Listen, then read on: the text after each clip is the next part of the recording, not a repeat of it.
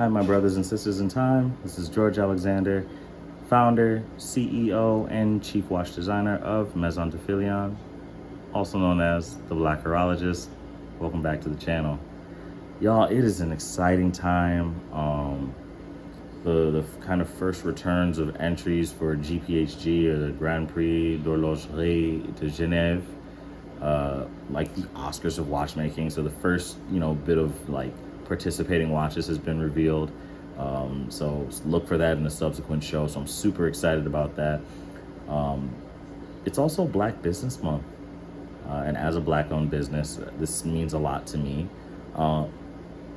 It is super cool to be able to represent Black-owned businesses in the watch space.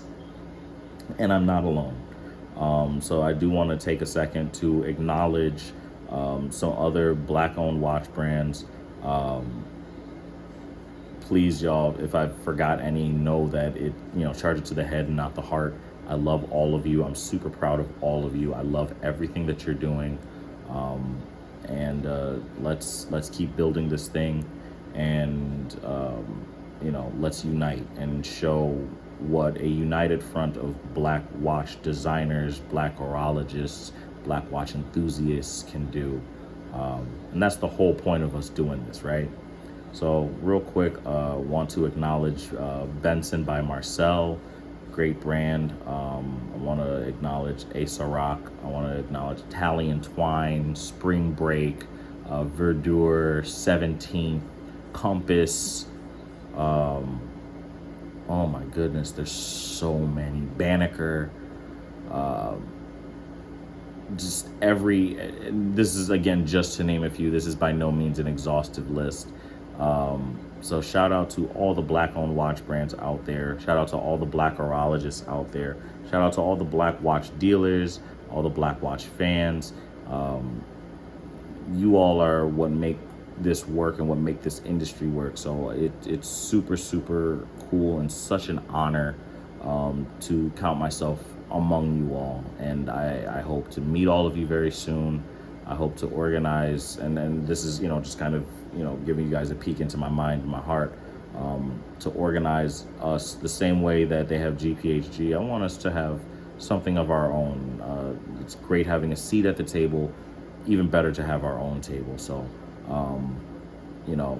if y'all are watching this and, are ready to do this thing, let's make it happen for the culture. So that's kind of my spiel for Black Business Month. Obviously Maison de Filion, shameless plug in there. But today I wanted to kind of follow up on what I talked about last week. I talked about complications, and I mentioned tourbillons, and I think I even promised that this next episode, so today's episode, would be about tourbillons, and just kind of explaining what they are, and why I think they're so cool, because they are one of my favorite complications in a watch, and it's part of why it was one of the earliest ones that I brought up. So I'm gonna take you back a little bit into watchmaking history. Before the wristwatch, there was the pocket watch, and the pocket watch would be sort of oriented north-south within the pocket at all times.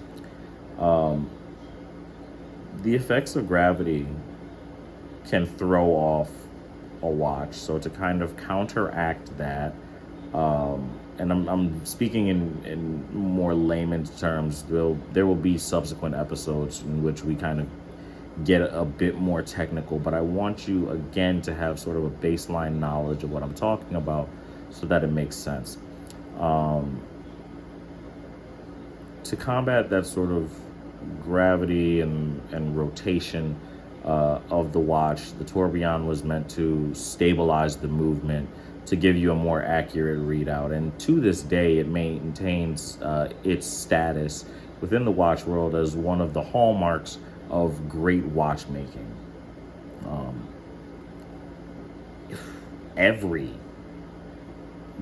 Pretty much every major watch brand, every high-end watch brand, everyone that's nominated for awards, has something with some form of tourbillon.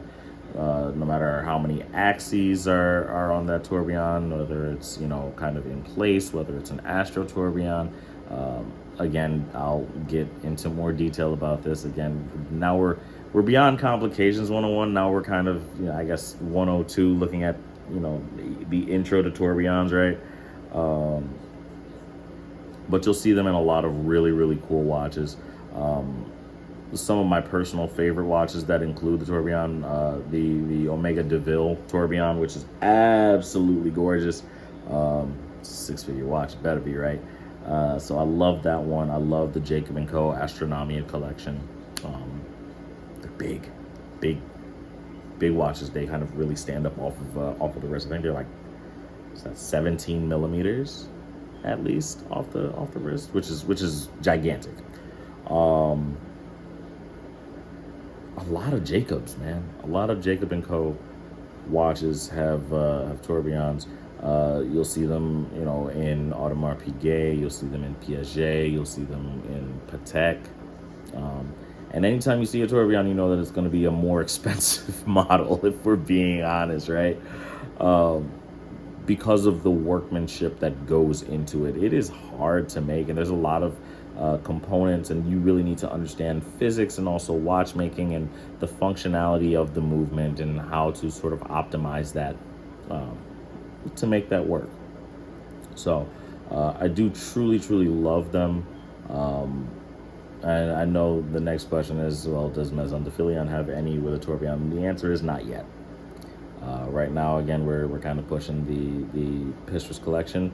By the way, pre-order them. Help us sell out so that we can, you know, launch and move to the next collection. We got a lot of heat for you. Again, sort of shameless plug. Another shameless plug: if you're watching this video and you've made it this far, go ahead and like, comment, and smash that like button, smash the subscribe button. Let's get our numbers up. Let's build our community. And I just love to interact with you all. So yeah, I mean, the tourbillon, you'll see that it's, you know, if it's held in place, it, you know, it just kind of looks like something is just kind of working, ticking away. There's some that are a little bit more 3D, and it's like a little ball in a cage, kind of just moving every second or whatever the interval may be. And it does more than just look cool. It, you know, kind of keeps the watch, you know, for lack of a better term, gyroscopically stable. So, and I believe that was an invention, or at least introduced into the mainstream by Breguet, which, shout out to that line too. A lot of history with that line. You know, the godfather of modern watchmaking, George Daniels. Either way, if I've mispronounced his name or forgotten the S or added the S unnecessarily, you know, forgive me. It's been a long day. But yeah, y'all, those of you who have seen tourbillons, sound off in the comments. What's your favorite? Those of you who are just figuring them out and kind of finding them, look them up, see which ones you like, and come back and comment the ones that you're loving. Tourbillon going to be spelled Tourbillon.